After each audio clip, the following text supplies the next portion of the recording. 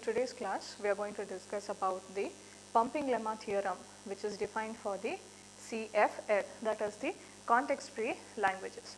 So, basically the context-free languages are generated by the context-free grammars that we have studied in the previous classes. So, this statement, that is nothing but the theorem, pumping lemma theorem, is used to prove that the language is context-free, and we will see the statement and the proof for the same. So, basically the statement of the theorem states that we are considering a string which is called as Z, and Z is sufficiently long string, and this Z belongs to the language, that is nothing but the CFL, so that the length of Z is greater than or equal to n, where n is a positive integer. Then Z is sufficiently long says that it can be decomposed into the combination of strings, that is nothing but Z can be split up into u, v, w, x and y, where each of u, v, w, x and y are all substrings of Z. So, it should satisfy two conditions, and we know that the length of Z is greater than or equal to n. Therefore, the substring of which mod of v, w and x, which is a substring, should be less than n. Also, v and x, the substring v and x should be greater than or equal to 1. So, these two conditions have to be satisfied when we split Z into u, v, w, x and y. So, the second condition states that v and x should be greater than or equal to 1, says that either v or x can be an epsilon, but not both. So, at least v should have one symbol, or at least x should have one symbol. It does not allow both v and x to be 0. So, therefore, after we divide Z into W with certain conditions, there are certain number of points that have to be satisfied by the CFL. So, first of all, n is a positive integer, and we know that the length of Z is greater than or equal to this n. Z can be decomposed into u, v, w, x and y. So, the second condition has to be possible. V and x are present somewhere in the string,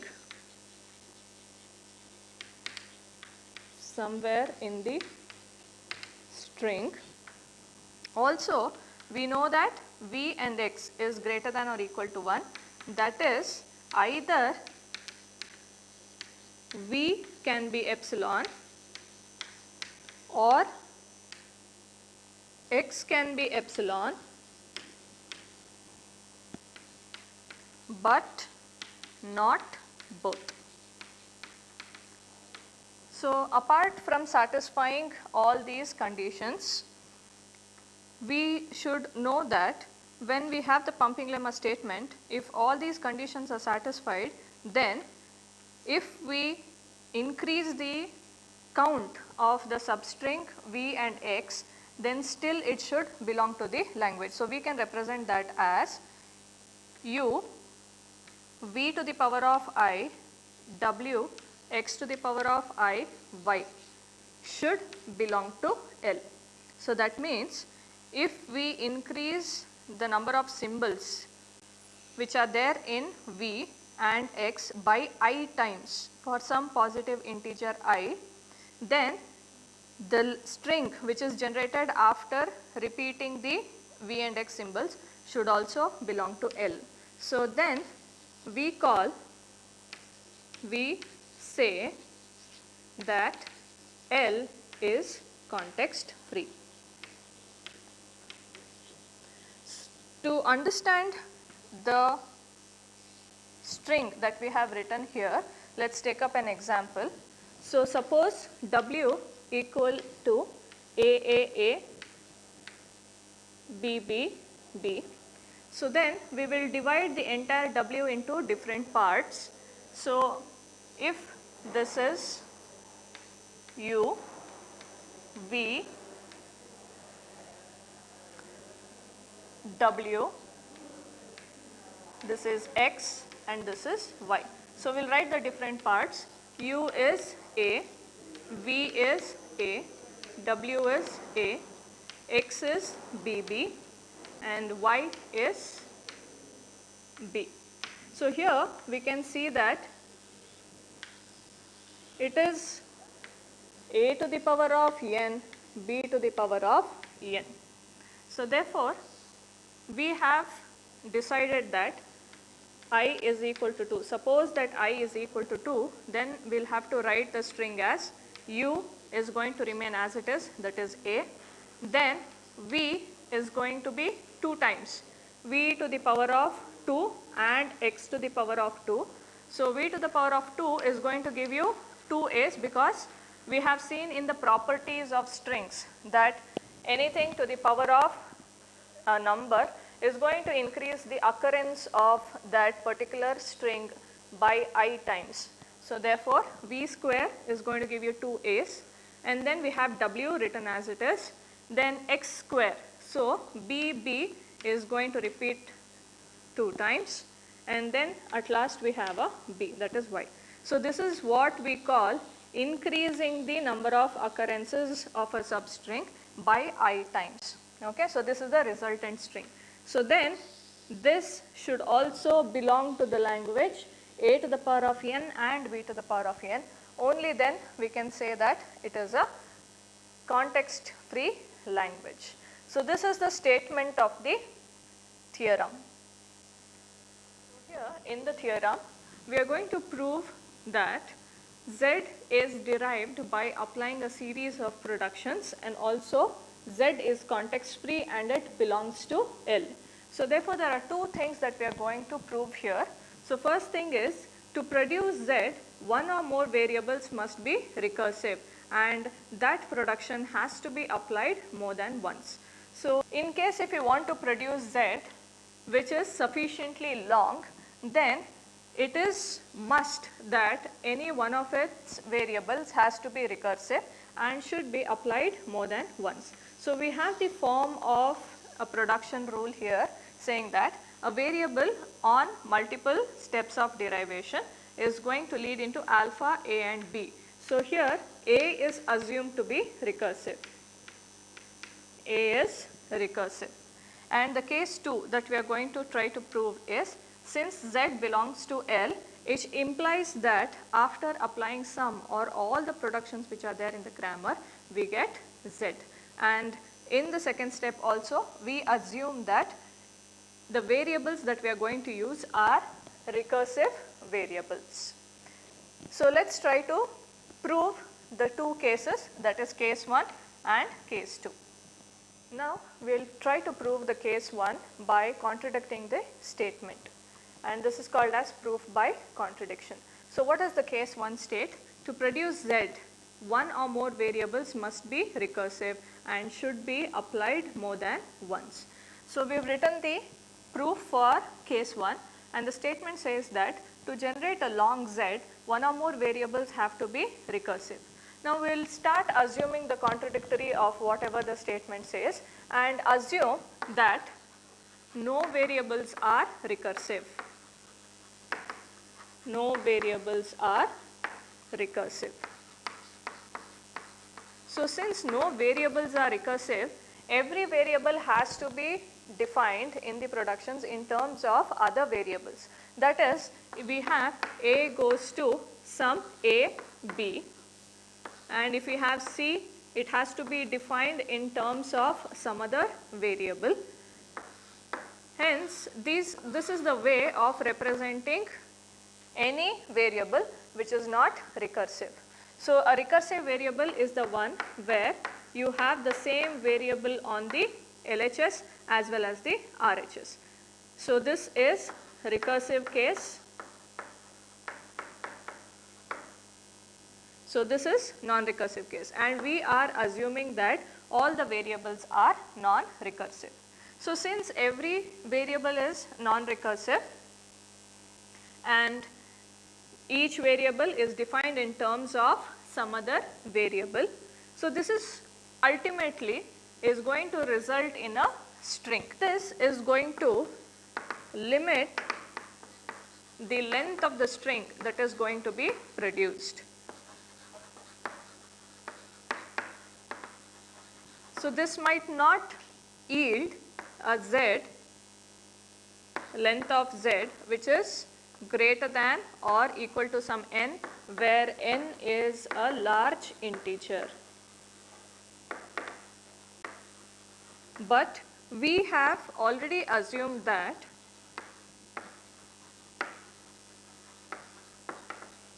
n is large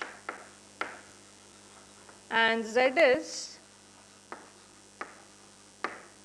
at least n. The length of z is at least n. So in case all the variables were non-recursive, it is impossible for us to generate z which is sufficiently long as much as n. So therefore, this contradicts to the assumption that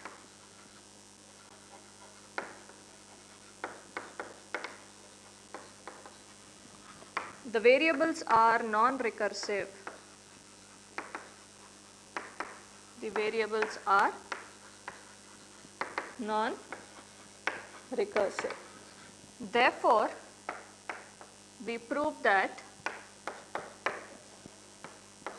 the assumption that the variables are non-recursive is wrong and that the variables are recursive.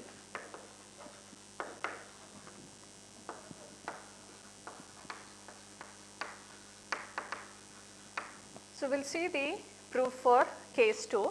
So the case 2 statement says that z belongs to L and we can derive z by applying the productions of the grammar, and at some point of time the derivation should lead to a string z and the derivation should stop. So if the derivation should yield L, then the productions have to be of the form S goes to UAY, and we are making use of recursive non-terminals that we have proved in the case 1.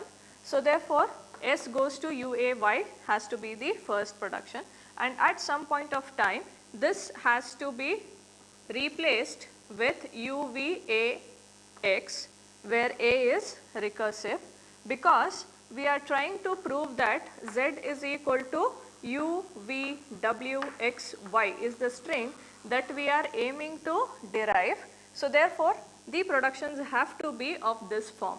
So if you see the derivations here, we can conclude that A here was replaced by this part of the production. So therefore, A has to have a production of the form VAX. Also, A should have the production of the form A goes to W. If these two are implied, we will see if the derivation that we do from this sort of production, keeping the variables as recursive, will yield a Z which is nothing but UVWXY. So we will use the production rules. S goes to UAY, then we have S goes to, A can be substituted for VAX. So UV capital A, X and Y. Then we have one more production, that is A goes to W. So if you apply it here, A goes to W, X and Y. So we were able to derive W. Okay. So now what does the statement of the theorem say? In case if you increase or duplicate the symbols, the substrings V and X, still it has to belong to the language. That means after duplication, whatever string is obtained, the same string should be able to be generated by the rules of the grammar that we have found. Now suppose we are trying to prove that U V to the power of I, W X to the power of I, Y belongs to the language. So then this is nothing but, in case we take I is equal to 2, then the string that has to be generated by the same grammar is U we duplicate the symbol 2 times. So therefore 2 V's are there, and then W comes here. X again we duplicate twice because x to the power of 2 is present, and then Y. So in case the grammar is able to produce this, so that means it belongs to L and therefore it is context free. So we will try to derive the same string here. So S goes to U, A, Y. S goes to U, V, A, X, Y. Again for this A we are going to substitute V capital A X. So this is U, V, V, capital A, X, X and Y. And finally for A we are going to substitute W, and at last we have X, X, Y. So we see that we were able to generate U, V to the power of 2, W, X to the power of 2, Y.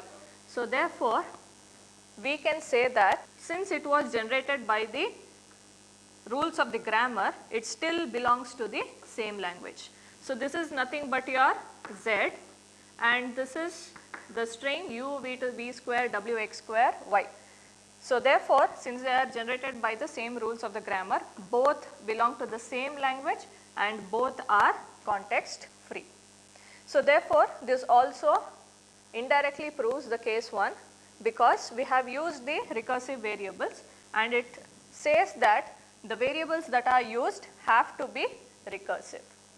So this is the proof of the pumping lemma theorem.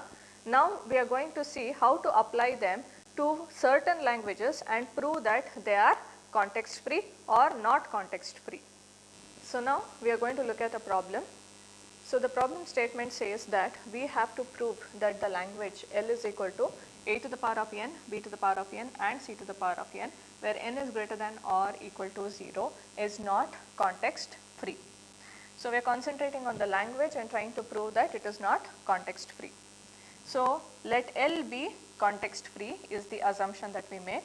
Also Z is equal to some string which belongs to the language, that is nothing but A to the power of n, B to the power of n, C to the power of n also belongs to the language.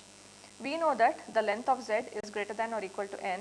Therefore we split the Z into substrings, set of substrings. So therefore it is set of substrings U, V, W, X and Y. And we have constraint in the pumping lemma theorem on the substrings that we have written for Z. So in that is nothing but U, V, X. So whatever is there, the substring U, W, X, its length has to be less than or equal to n, because the entire Z can be n. So the substring has to be less than n. Also V and X, the symbols that we are going to duplicate, that is nothing but V and X, should be greater than or equal to 1. That is, either the substring which is defined by V has to be duplicated or X has to be duplicated or both. So these are the conditions that we have to apply. So next, let V is equal to A to the power of j and X is equal to A to the power of k. The meaning of this is we have regions in the string. So that is nothing but we have region of all the A's followed by region of all the B's followed by the region of all the C's. And we have defined the substring V is in the part of A. Also X lies in the part of A. So therefore the entire string, that is U, V, W and X, they all belong to the region of A. So the choice of splitting the string into U, V, W and X is not predefined, and this can also be changed, but in this case, in this problem, we have assumed that both V and X which are to be duplicated are there in the same region of A. Next, we have the rest of the substring, that is nothing but Y, it lies in the region of B and C. So therefore, we know that the length of A is n, then the length of B is n and the length of C is n. That is because we have the language A to the power of n, B to the power of n and C to the power of n. So next, let's assume that our I is equal to 2. That means the strings V comma X has to be duplicated, has to be duplicated 2 times, duplicated 2 times. So therefore, the region of A and the region of B and the region of C. So here the region of A already has n terms, and we are going to increase it by j times and k times. So therefore, this j is nothing but 2 and k is also 2. So the length of the entire A region after duplication is going to become n plus j plus k instead of n. Whereas the region of B is still going to remain as n because we have not duplicated any symbols in that region, and the region of the C is also going to remain as n. So therefore, what we understand from this is we have generated a string whose length is, the length of Z is, okay. So it is nothing but n plus j plus k plus n plus n. So this is the length of the entire string. So therefore, it is nothing but a to the power of n plus j plus k, where w is equal to b to the power of n, c to the power of n. And this string does not belong to the language, because the language states that it has to be equal numbers. The b occurrences, the c occurrences and the a occurrences have to be n times. Here we see that we have more number of a's compared to b's and c's, and it does not belong to L. But according to pumping lemma, in case if we increase the number of symbols also, it has to belong to L. Here after increasing the number of symbols, it does not belong to L. So the conclusion that we draw is the language L is not context free, is not context free. So this is how we prove that a language is not context free. In case after duplication the string belonged to the language, then we would say that it is a context free language.